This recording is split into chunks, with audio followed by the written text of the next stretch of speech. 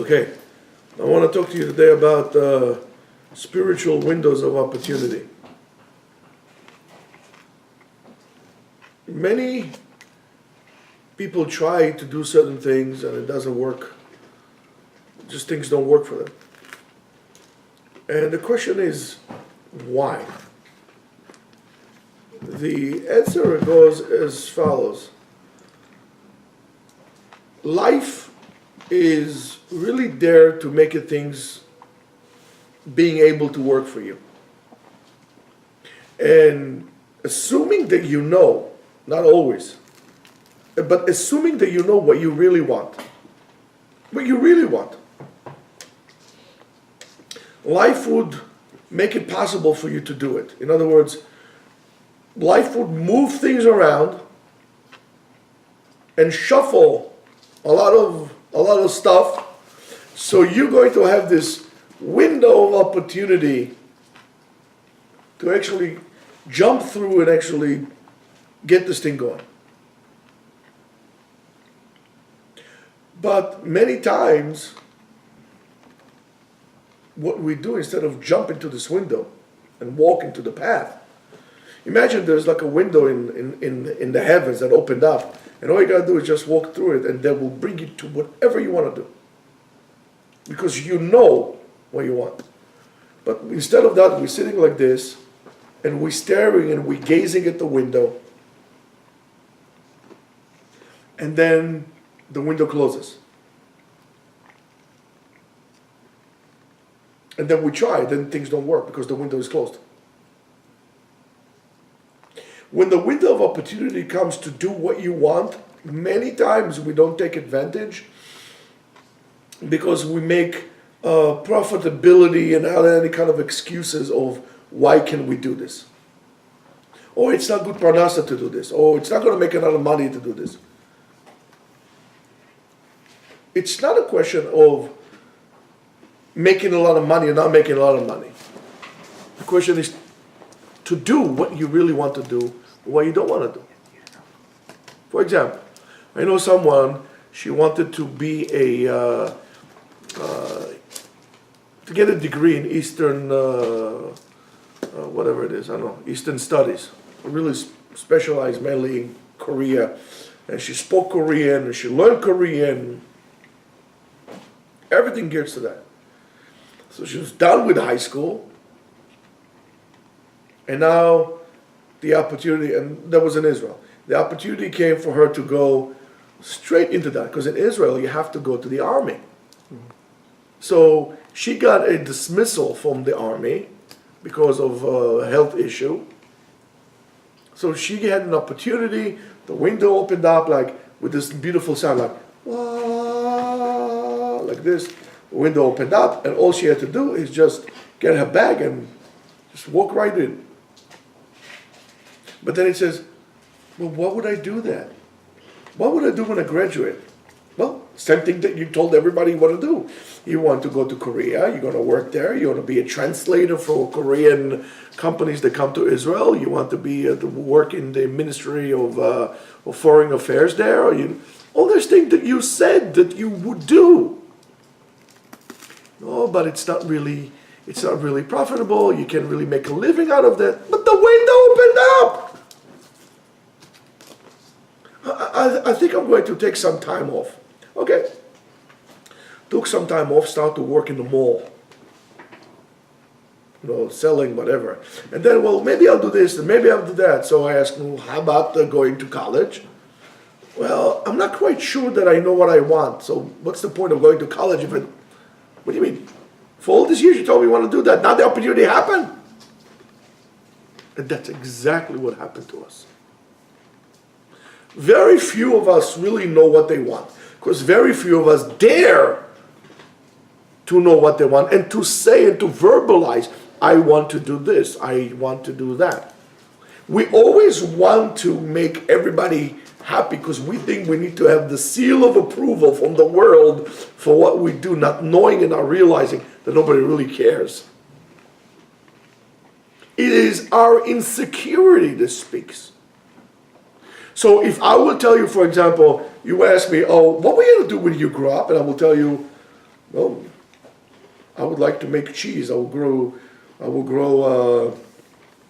goats, and I'll make goat cheese. You tell me, this guy is funky. What are you, hippie or something? You want to grow goats? And if I would tell you, I want to become a cardiologist. Oh, cardiologist, right? Meanwhile, I became a cardiologist, not me, of course, thank God. But let's say I became a cardiologist, and guess what? I'm not that happy. I'm telling everybody I'm happy. I'm telling myself I'm happy. I'm making money, I'm important, I'm chashuv, I'm important. But it's not what I wanted to do. I really wanted to grow goats and make cheese. So you're going to come and ask me, so when's retirement? 40 years down the road. Great. What are you going to do for your retirement? Well, maybe I'll just retire and grow goats and make cheese. And then you go tell me, wow, that's nice. Oh, you know what happens? You come to retirement and you're too old to do any of that stuff. And you're going to say, well, now I'm going to start. I can't start. So what I'm trying to tell you is, there are two stages to know what is really, how to be successful in life. Actually, should I say, three, maybe 4 stages. First of all, you got to be a truthful person. You have to start with the truth.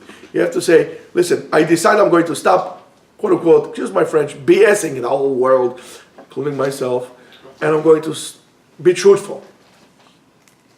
Second, I have to stop trying to appease and to seek seal of approval from everybody around me. Then I need to, after I reach those 2 stages, I need to understand, or I need to find out, should I say, what is that I really want? What will be the job that would make me very happy, that for the next 40 years I'll get up in the morning and say, great, another day to go. I'm looking forward for another day. Just get my coffee and I'm out of here. I love it. You're not going to look, oh my goodness, it's only 20 to 12. Oh God, 4 more hours. It's like, can't do this. No, every day, great. Oh my goodness, it's 6 o'clock. I didn't realize. Guys, I gotta go home. What job will make you do that? What field will make you do that? Regardless of what your mommy would say, or what your fat aunt with the gold tooth would say, or what, your friend will say, forget about it. Forget about those things. Take them, wrap them, put them in recycle as far as I'm concerned. As a matter of fact, probably put them as like nuclear waste somewhere. You're never going to bother with those things. Don't even recycle it, because it's poisonous. After you really know what you want and you reach stage number 1, truthfulness, stage number 2, not caring about what other people, seeking the seal of approval, 3, knowing exactly what you want, then you really gotta tap into the opportunity as it comes. And I will tell you, for example, the concept of bucket list is a very defective concept, because when you reach the age of being bucket listed, all you gotta do with you is mop the floor with you.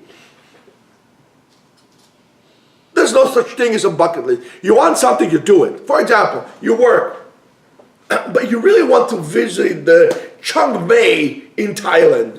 Chiang Mai, northern Thailand, beautiful place. So you're gonna wait until you're 67 years old? Then get your stuff and go. Oh, I don't have anybody to go with. Go with yourself. There are plenty of things that you didn't mind to do by yourself. Never bother you. So you can do that too. Do you understand what I'm saying to you? You gotta know what you want. The opportunities will close. And those opportunities, not necessarily just for jobs, is opportunities for things that you wanted to do. And you never did it. Because you always had to play. I have to be responsible. Yes, you have to be responsible, but responsibility starts with yourself, first of all. You have to fulfill yourself as a human being. You know what? Be a little bit irresponsible from time to time. That's also good. I have to tell my mommy and daddy where I'm going. You're 25 years old, you're 30 years old, you still need approval for mommy to go on a trip? Well, let me tell you, become a therapist and you get a lot of people like this lined up like this. It's crazy. That's why we met such defective people. I really mean that. Okay, I'm not saying don't go to Bogota, to a favela in Rio de Janeiro, but there are plenty of other things to do that are quite productive, that is wonderful things for you to do. For example, when you're going to go to your famous road trip, when you're going to be on a catheter with a prostate the size of a watermelon, when you're going to do it? Well, you do it when you're young. You want to do it again when you'll be older, that's terrific. Again. But you got to do those things now. Forget about your jobs, forget about your careers, it's all you have to, first of all, reach self-fulfillment. Because even in your job, you won't be successful because you pick your jobs according to somebody else, not according to you.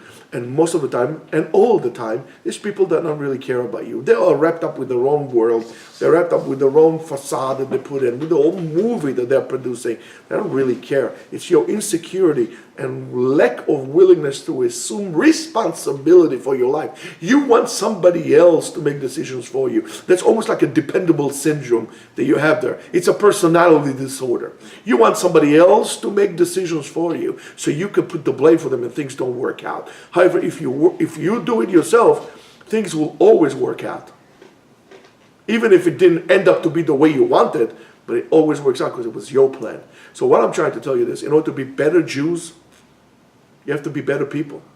In order to be fulfilled Jews, you have to be fulfilled people, personality inside. Reach down to yourself. Otherwise, it's a question, why you came here to this world to begin with. Have a great day.